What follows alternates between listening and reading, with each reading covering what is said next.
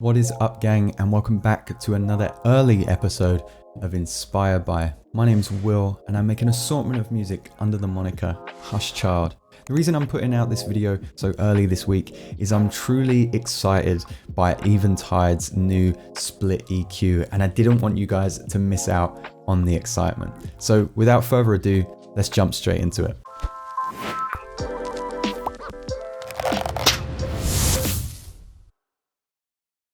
Just for absolute transparency, this video is not sponsored by Eventide. One of the members of my Discord brought this to my attention, so shout out Yoru. I demoed this for about 10 minutes and then made an instant purchase. Right now on their website, it's got an intro price of $99, and I figured that was an absolute steal because I feel like after Cyber Monday probably, it's gonna go back up. I'm not really a mixing engineer and I find it quite a dull subject, which is why I don't really feature tools like this on the channel. So why has this got me so excited? Well, as the name suggests, it's a split EQ, which means we can EQ both the transients and the tonal parts of the music. Straight off the bat, you might be asking, what's the difference between transient and tonal? Well, if you want to increase punch and have more of an attack to an instrument or a group, you could increase the transient side of the EQ. And if you wanted less noise or less sibilance in vocals, perhaps you could decrease that transient. Now with the tonal side of things, this is going to be fantastic for a master bus, as we'll see, because we could reduce the tonal frequencies in maybe the 300 to 500 hertz region where you get all of that boxy muddiness and remove it completely without losing any of the nice transients of those instruments like kicks and snares. And of course you could do additive EQ with the tonal side of things to add more kind of air and ambience to your track as well. Here I've got a session that I was working on with just the drum bus soloed.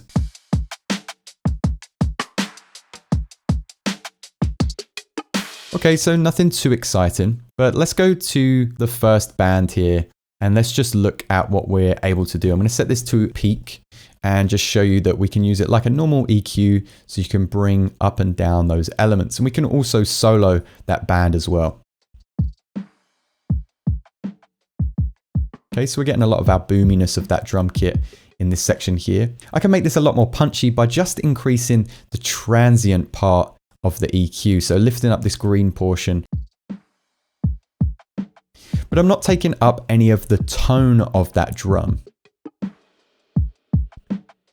That comes from the blue tonal section. So if I wanted to increase the punch without taking up all of that muddy bass, what I could do is decrease that tonal section and increase the transient.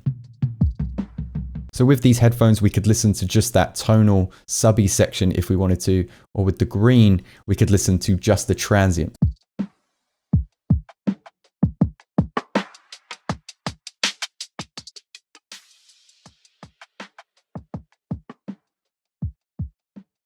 And another thing that I want to mention, which is really cool, is right now the EQ is set to full mix, but you can actually change it from kick, snare, toms and cymbals to full drum kits, which I'm assuming is like an acoustic kit, to bass, pianos, guitars and vocals or general.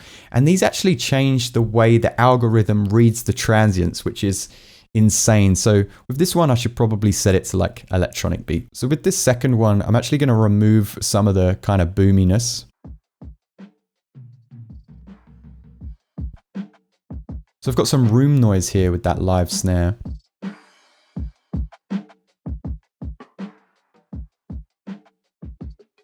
going to remove that there.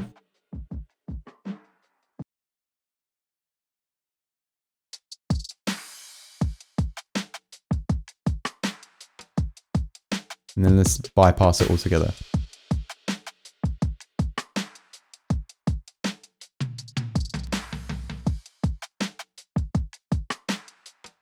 Definitely more punchy, albeit subtle. That's really cool. Let's have a look at it with some guitars and let me show you something even cooler. Okay, so on this part of the track, I've got my friend Adira to play some guitar here. We're gonna get rid of all of the lows with the roll-off, standard EQ stuff. What's really nice with the guitars is we can just set this band here to tonal and listen to all of the ambience of the guitars without the fret noise, which is super, super nice.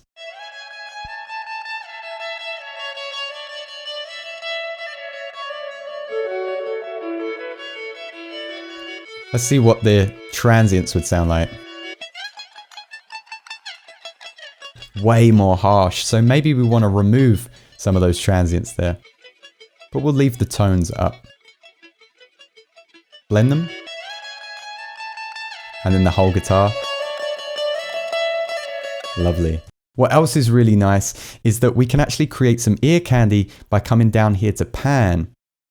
And we could pan our tonal frequencies in one direction and our transients in a different direction. But even more exciting, I think, is if we click this option here, we can change this to the mid side. So if we wanted to, our transients, all of that ear candy could be super, super wide in the mix. And we could make all of our tonal stuff completely mono or vice versa.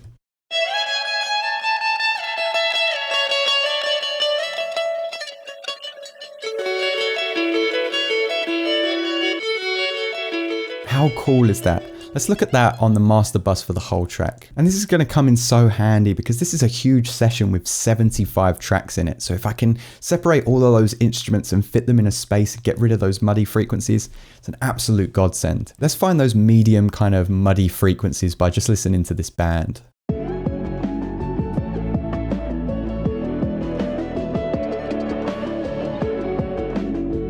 So they're sitting around 200. And I'm going to preserve those transients, but I'm going to remove some of the tone. So let's listen to what we're hearing with just the tone.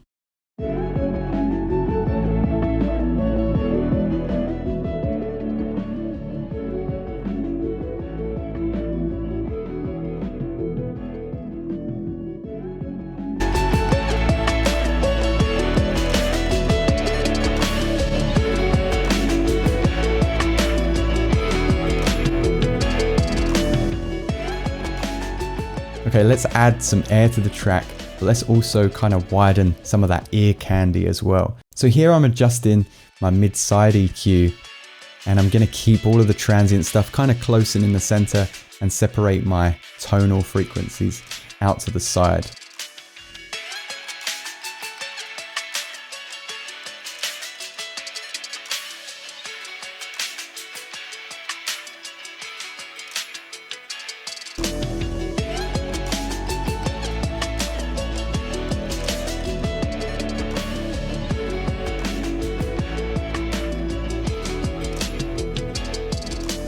It's so powerful. I'm so excited about it. And then down here in the bottom right, we have smoothing, which says smooths transitions between transient and tonal regions. So I'm kind of thinking that's almost like a dry wet, but it's in milliseconds. So do let me know in the comments because I can't really hear too much of a difference there. Now with our separation, when you hover over it, it says isolates transients across the spectrum at higher levels.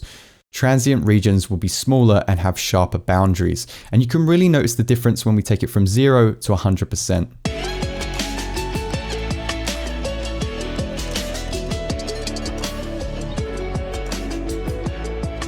I like to leave this at its default position, but I do kind of think of it less as its description and more of like a mixed tool between transient and tonal. Up at 100%, I can hear more of the tones, and down at 0%, I can hear more of the transients. And then Decay increases the release time of transient regions, resulting in longer transients and tonal attack. So think of it like your attack and release for this specific EQ. Guys, I hope you can share my excitement for the SplitEQ by Eventide. Once again, it's not a sponsored video. This video is in fact sponsored by DistroKid, who in my opinion make it the absolute easiest way to get your music heard on all of the streaming platforms. Let me know what you think though. Are you going to be making a quick purchase of the SplitEQ, especially because it's on its intro sale price? Or are you going to wait it out and see if companies like FabFilter make a Q4 perhaps? As always guys, thank you for stopping by. Subscribe if you enjoyed this video and want to see more in the future. Give it a like. I'll see you guys next time.